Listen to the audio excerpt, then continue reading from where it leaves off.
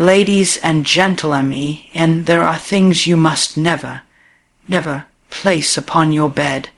For the bed is holy ground. It is the place where the body rests and the spirit listens. It is the place where heaven whispers and tomorrow begins.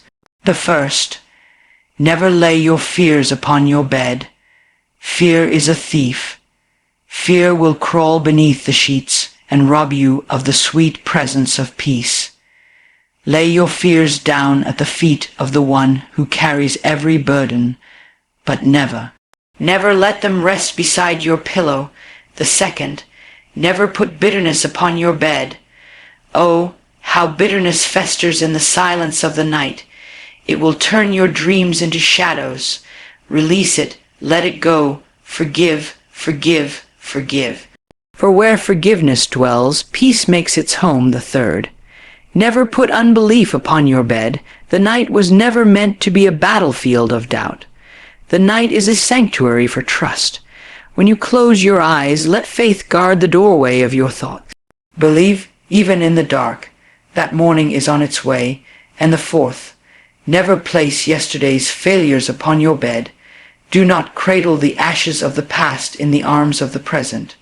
Your bed was not given for remembrance of defeat, but for the renewal of strength.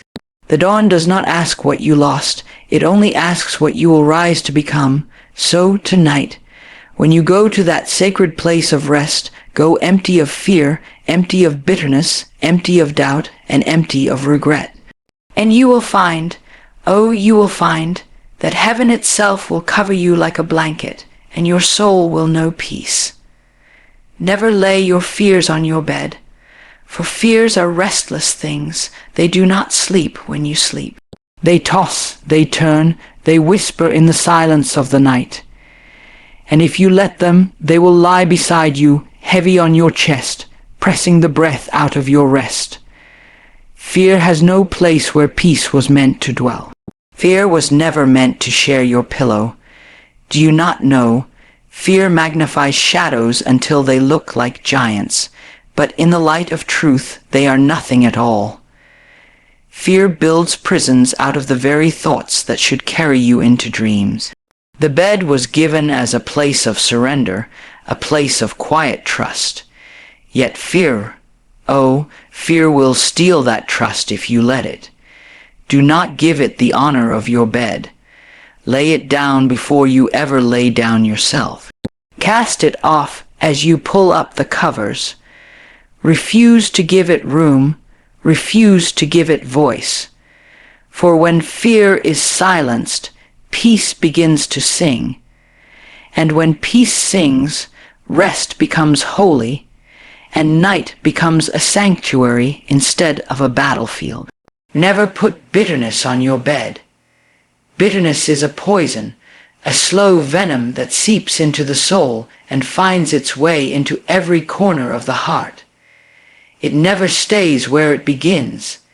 It starts as a memory, a wound left unhealed, a word that pierced too deeply, an action that scarred. It may seem so small at first, just a little ache, a little sting, but when you carry it with you, when you nurse it, when you hold it close, it grows. And if you let it follow you to your bed, it will lie down beside you and rob you of the very rest that was meant to heal you.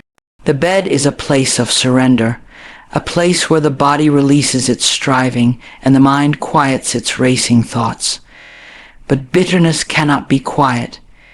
It churns, it replays, it rehearses every word, every injury, every injustice. It will not let you sleep because it feeds on your sleeplessness. It will not let you dream because it thrives on the ruin of your peace. How many nights have been wasted because bitterness was allowed to lie down where love should have been? How many hours of rest have been stolen because the heart would not let go of what it could not change? Bitterness is clever, so clever. It whispers to you, you are right to feel this way. You were wronged. You were betrayed. You deserve to hold on. And it feels justified. It feels safe, like armor around a wounded soul. But that armor becomes a prison, and soon it is not protecting you, it is suffocating you. It is keeping out not only the pain, but the healing. Not only the one who hurt you, but the one who longs to comfort you.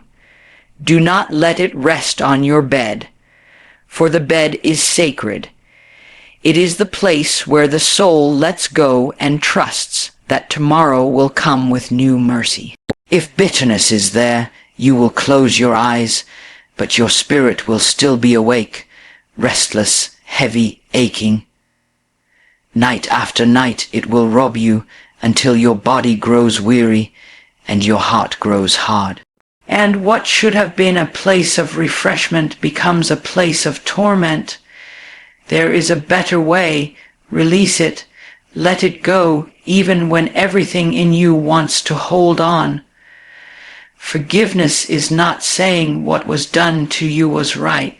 Forgiveness is saying, I will not let this chain bind me through the night. Forgiveness is setting the captive free, only to discover that the captive was yourself. When you forgive, when you loosen your grip on bitterness, suddenly your hands are open to receive peace. And peace so, how sweet is the peace that comes when the heart is light, when the past is laid down, when love has the final word. Bitterness on your bed will turn dreams into nightmares. It will wake you in the dark with a racing heart and clenched fists. But release will bring rest. Forgiveness will usher in silence, not the silence of torment, but the silence of calm. It will wrap around you like a blanket, soft, gentle, holy. You see, the night is not the time to carry the weight of old wounds. The night is the time to give them away. The darkness is not your enemy. It is the canvas upon which hope is painted for the morning. The bitterness of today must not be allowed to cross over into tomorrow. You must leave it at the door, set it down with the setting sun, and refuse to pick it up when you turn down the sheets. For if you do, you will find that healing waits on the other side of release. Bitterness says, remember. Love says, forget. Bitterness says, hold it against them. Grace says, let it go. Bitterness chains you to the past. Forgiveness frees you for the future.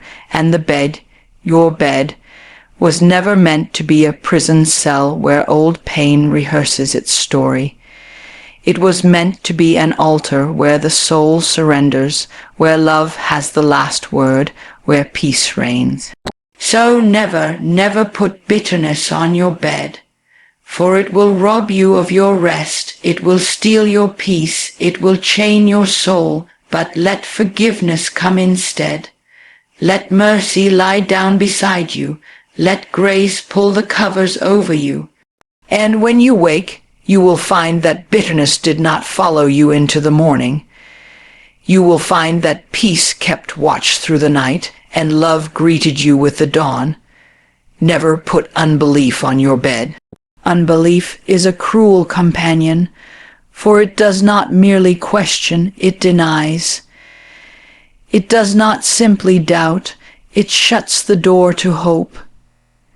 And if you let it rest beside you, it will turn the hours meant for rest into hours of wrestling.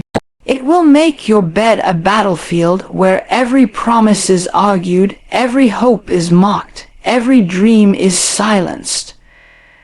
The night, which was meant for surrender, becomes instead a trial where unbelief is judge, jury, and executioner. When you close your eyes, unbelief whispers, what if tomorrow never changes? What if the prayer was wasted? What if the promise is only words? It speaks with the voice of reason, but it carries the weight of despair. It feels safe, as though you are protecting yourself from disappointment, but in truth, it is robbing you of the very thing that gives rest its sweetness. Trust. For what is rest without trust? What is sleep without the assurance that someone greater holds the night and carries the day? Unbelief is not neutral. It is heavy, oppressive. It does not lie silently in the bed with you. It tosses, it turns, it pulls back the covers, it leaves you cold. It is like a storm raging in the stillness of the night, demanding your attention, refusing to let peace enter. And if you let it, it will grow roots deep into your soul, until even in the morning you rise weary, carrying the weight of questions that never find answers. But the night was not given for unbelief. The night was given for trust. It was given for that holy act of surrender when the eyes close though the future is unseen, when the body rests though the answers are not yet revealed. The night was given as a testimony that you are not in control, that you do not need to be. For while you sleep, the world still turns, the stars still burn, the morning still comes. And when you awake, it is proof that unbelief was a liar all along. Never let it lie beside you, for unbelief turns the bed into a courtroom, but faith makes it a sanctuary. Faith whispers, even here, even now, I am held. Faith does not deny the questions, but it places them in stronger hands. Faith does not pretend to see the future, but it trusts the one who does. And faith, when it lies down at night, finds sleep sweet, because it has already surrendered the battle before the first dream begins. Unbelief shrinks the horizon until all you see is darkness. Faith opens the window of the soul and points toward the dawn. Unbelief says, there is no way. Faith says, there is a way I cannot yet see. Unbelief says, the night will last forever. Faith says, the morning always comes. And when faith lies upon your bed, the heart can rest. For the bed was never meant to be a place of questions that torment, but a place of trust that restores. When unbelief settles on your pillow, it robs you of strength before the day even begins. But when trust is your companion, the night renews you, and you rise with hope already stirring in your chest. For trust heals what unbelief wounds. Trust restores what unbelief steals. Trust anchors the heart so that even in the darkness, you know you are not alone. Do not let unbelief share your bed. Do not let it whisper lies into your dreams. Do not let it turn the gift of night into a place of torment. Instead, close your eyes with faith as your blanket, with hope as your pillow, with peace as your guard. And you will find that the night no longer belongs to fear, no longer belongs to despair, but belongs to rest, belongs to trust, belongs to renewal. So never put unbelief on your bed, for unbelief steals, but faith restores. Unbelief torments, but trust brings peace. Unbelief chains, but hope sets free. And when you refuse it, when you cast it away before you lay yourself down, the night becomes holy, the silence becomes sweet, and your rest becomes a song of trust sung in the dark until the morning comes. Never put yesterday's failures on your bed. Yesterday is gone, and all its mistakes, all its broken promises, all its missed opportunities have passed with it. Yet, how often the heart insists on dragging them into the night, laying them down beside you as though they have the right to share your rest. Failures whisper louder in the darkness. They replay their scenes across the mind like a cruel theater, showing again and again what you could have done differently, what you should have said, what you ought never to have done. And if you let them, they will not only steal your sleep, but chain your tomorrow to the disappointments of yesterday. Your bed was not given for regret. It was given for renewal. It was meant to be a place where the day is released, not relived. But failures, if you carry them with you, will bind your soul and press heavy on your chest. They will rob you of breath, and instead of dreams filled with hope, you will wander through dreams filled with shame. They will remind you of the voices that said you are not enough, the choices that left scars, the paths that led nowhere. And when you awake, instead of rising with strength, you rise already weary, because you spent the night wrestling with ghosts. Yesterday's failures are stubborn things. They refuse to stay buried. They come knocking when the house is quiet, when the lights are low, when the heart is most vulnerable. And yet they are liars. They shout that yesterday defines you. They shout that what has been will always be. They shout that what you lost can never be restored. But they are not the truth. The truth is that every day carries its own mercy, that every sunrise is a declaration that yesterday did not have the final word. The truth is that the bed was given as a sacred place, where the old is put to rest so that the new can be born.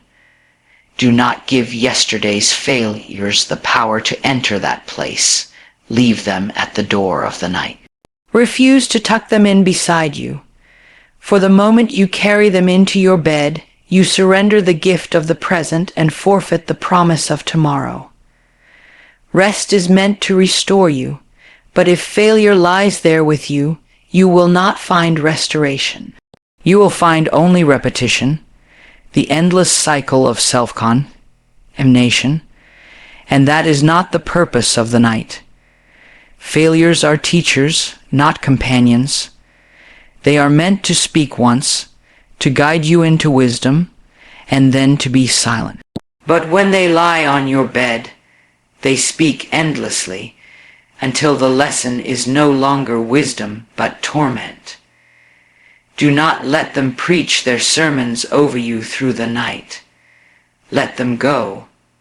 For the one who gave you the gift of rest never intended it to be shared with regret. He intended that you lie down in peace, not in accusation. There is freedom in laying failures aside. There is peace in whispering, yesterday is gone. It cannot follow me here. There is renewal in allowing the past to stay in the past, while the night becomes a place of preparation for what is still ahead. For the future does not ask what mistakes you made. It asks only if you will rise again. And every morning that greets you is proof that grace is stronger than failure, that mercy is new, that the story is not finished. Never put yesterday's failures on your bed. For if you do, they will harden the heart, they will weaken the spirit, they will chain your dreams. But if you refuse them, if you lay them down before you ever lay yourself down, then your bed becomes holy ground. The pillow becomes a resting place not for regret, but for hope. The night becomes a womb where strength is formed, and when you wake, you rise unchained, unburdened, ready to walk into a day that does not carry the weight of what was lost, but the promise of what can yet be found. And so I tell you, guard your bed.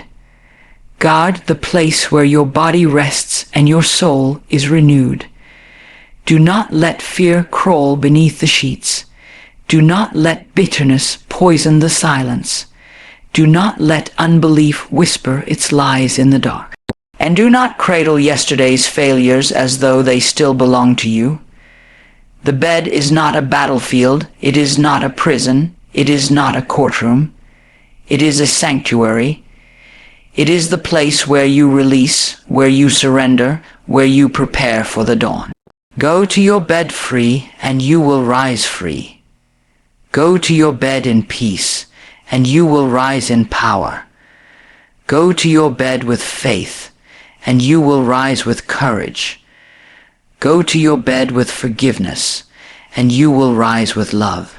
For every morning is proof that the night has no power to keep you, and every sunrise is heaven's reminder that nothing Nothing is wasted when it is laid down in trust. So tonight make the choice. Refuse the thieves, welcome the peace, and let your bed become the holy ground where heaven kisses the earth and your soul finds rest. And when you rise, rise knowing this: the night is behind you, the morning is before you, and the future is still waiting to be written.